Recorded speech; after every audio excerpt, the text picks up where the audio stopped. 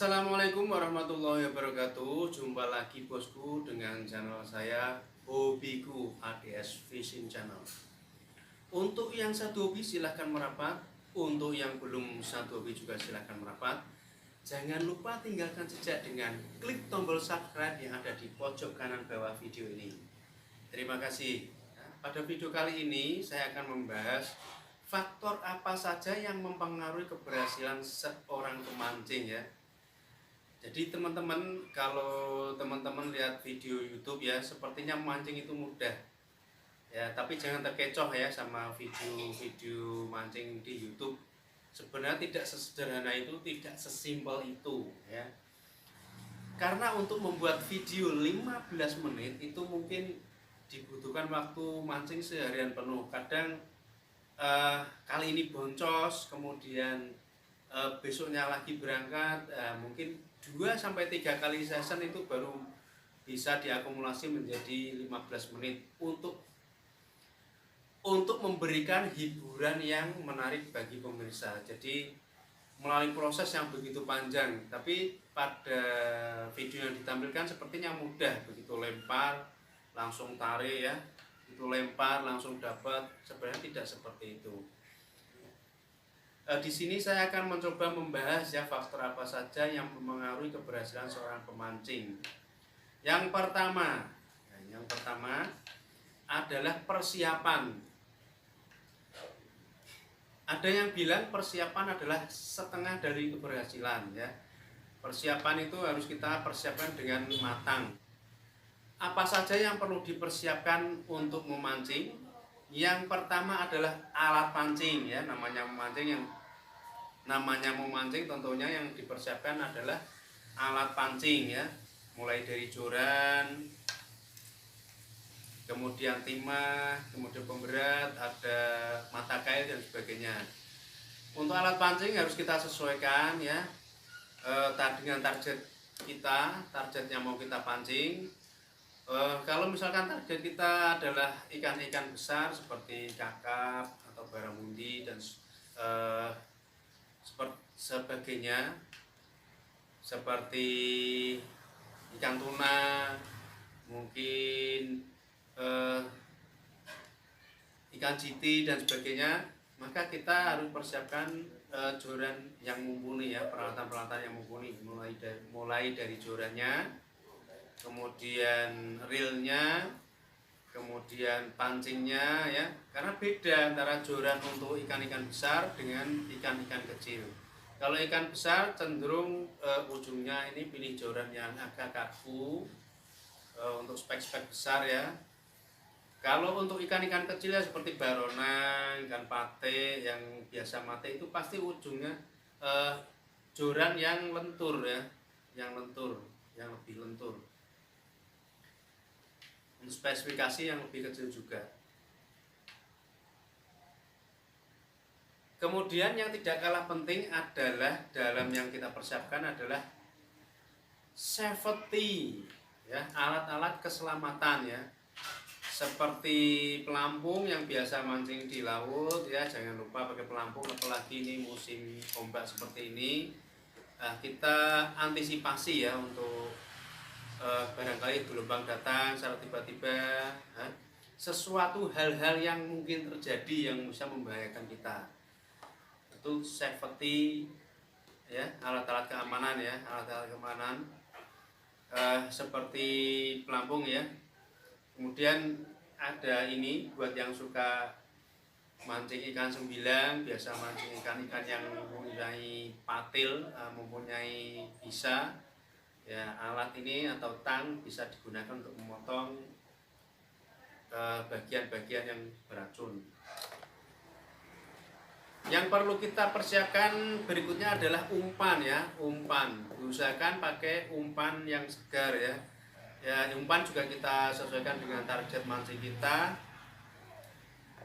Ada yang pakai umpan udang hidup atau belana, ya itu butuh water pump. Jadi sebelum berangkat dicek dulu aeratornya berfungsi dengan baik atau tidak dan sebagainya. Jangan sampai pas waktu kita sudah berangkat aerator atau water pumpnya mati, ya itu ikannya udangnya yang buat umpan bisa mati semua.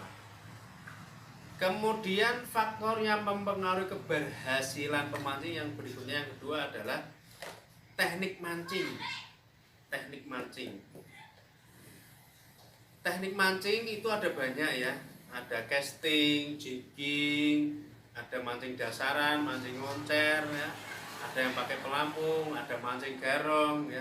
Disesuaikan dengan ikan targetnya.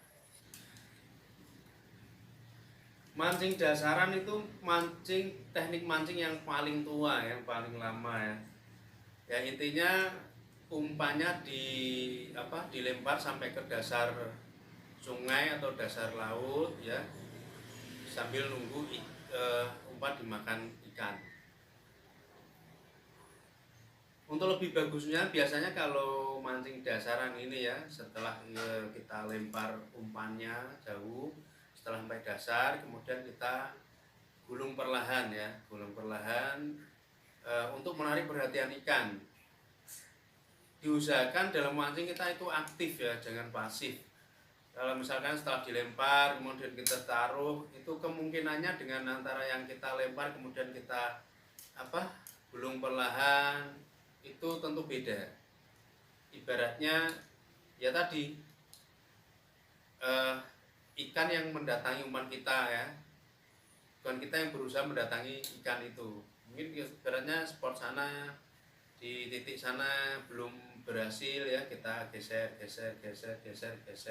sampai dekat, sampai ke kita lagi, nanti kita lempar lagi, kita geser lagi, seperti itu. Kalau istilah marketingnya itu bukan pembeli yang datang pada kita, tapi kita bawa ya umpan kita, kita bawa umpan kita menuju pada ikannya, seperti itu. Kemudian yang ketiga, faktor yang menentukan keberhasilan para pemancing yang ketiga adalah tentunya spot mancing ya. Spot mancing atau lokasi mancing ya. Sebelum kita mancing, kita usahakan untuk memilih tempat mancing yang bagus, yang banyak ikannya, yang berarus, yang dalam, atau yang banyak karang-karangnya, tergantung ikan target kita. Kalau target kita ikan kerapu ya, tentunya kita memilih tempat spot yang banyak karangnya.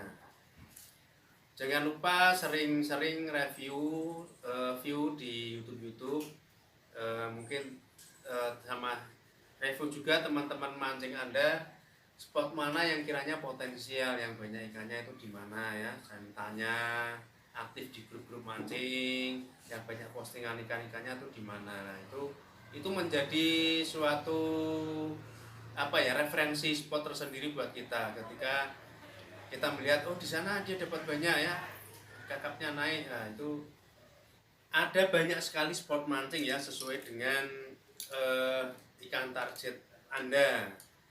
Ada yang mancing di sungai, ada yang mancing di rumpon, ada yang mancing di bagan, ada yang suka ngampul, mancing di tengah laut ya. Kita sesuaikan dengan ikan target dan juga dengan budget kita ya. Yang keempat, yang paling mempengaruhi keberhasilan dari pemancing adalah pasang surut air atau air rob ya. Pasang surut air atau rob ya. Terutama untuk yang mancing di sungai atau di rumpon tepi pantai, itu pasang surut air itu sangat-sangat menentukan keberhasilan Anda mancing. Kenapa? Karena ketika air surut ya, debit air akan sangat menipis ya, berkurang ya. Yang tentunya ikan-ikan besar akan cenderung ke tempat-tempat yang lebih dalam. Sedikit informasi teman-teman untuk wilayah perairan Pantura ya, terutama untuk mengetahui informasi mengenai pasang surut air laut maupun kecepatan arus, kecepatan angin ya, tinggi gelombang, itu bisa dicek di IG-nya Maritim Semarang. Nah, seperti ini nanti tampilannya ya. Di situ ada informasi mengenai pasang surut air rob. Kalau di itu BMKG biasanya ada levelnya 1 sampai 10 ya.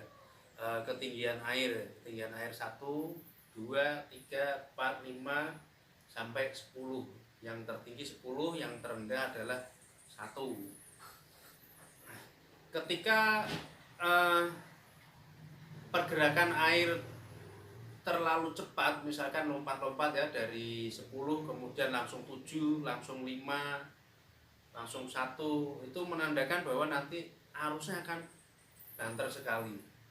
Dan kalau seperti itu, ikan yang makan adalah cenderung ikan-ikan yang ada di dasar.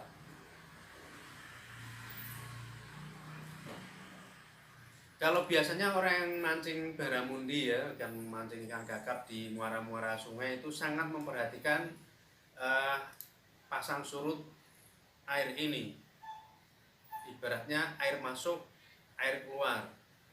Ada yang bilang sogokan ya, ada air masuk itu sogokan. Ya, ciri khas ikan kakap itu makanya kan itu dia suka itu pas air tidak arusnya tidak begitu banter ya, lebih tenang, turun pelan-pelan gitu. Kalau arus terlalu deras juga tidak makan, kalau terlalu tenang juga sulit makan. Jadi biasanya para pemancing itu menanti pas air mau masuk atau mau keluar.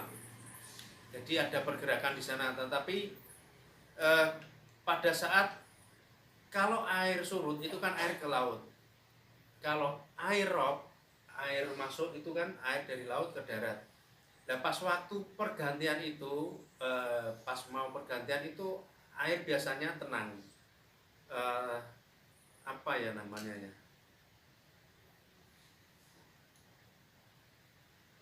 Kayak kolam lah, airnya tenang sekali ya, air mandek ini. Antara dia mau masuk atau mau keluar dulu, airnya mandek dulu. Nah, pada saat mandek kemudian dia mulai bergerak keluar, nah itulah jam makan ikan. Jadi untuk pemancing senior biasanya untuk berangkatnya dia melihat jadwal rob ini, patokannya di BMKG. Kalau yang di daerah Semarang sekitarnya atau Pantura lah sampai Kudus, Semarang, Kendal, Tegal, yaitu masih bisa di IG-nya Maritim Semarang. Yang kelima, faktor yang mempengaruhi keberhasilan para pemancing yang kelima adalah cuaca, faktor alam ya, faktor alam.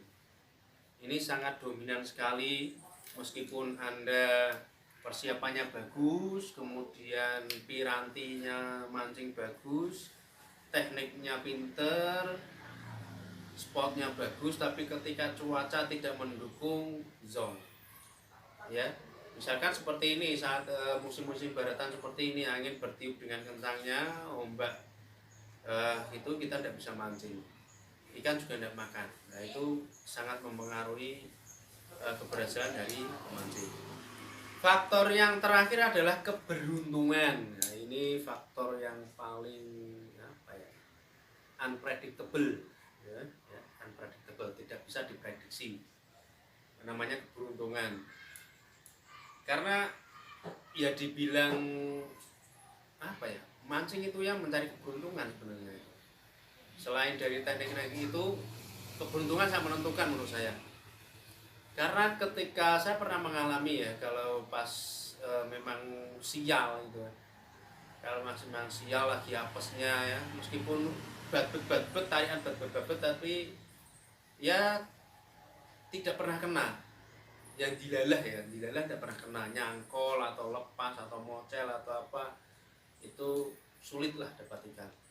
Kalau pas hoki, sak lempar-lempare mau dilempar ke sana, umpan dilempar ke sana, ya namanya lagi hoki, disambar, dimakan ikannya naik.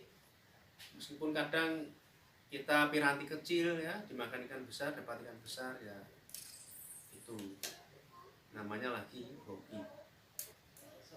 Untuk musim-musim seperti ini ya, bulan-bulan antara Desember sampai Januari, Februari awal itu musim-musim angin gede ya. Musim angin angin gede, ombak gede, musim angin barat itu sangat berbahaya untuk mancing di laut. Harus teliti, harus jeli, utamakan keselamatan ya, pakai pelampung atau mancing di kolam dulu. Kolam pancingan banyak sekali ya yang menawarkan ada harian, ada kiloan, ada masteran dan sebagainya. Itulah kawan yang bisa saya sharing untuk pertemuan kali ini ya, kurang lebihnya mohon maaf. Jangan lupa subscribe, like dan komen ya guys. Tetap semangat mancing ya, perhatikan keselamatan, utamakan keselamatan, semoga sukses selalu. Terima kasih. Wassalamualaikum warahmatullahi wabarakatuh.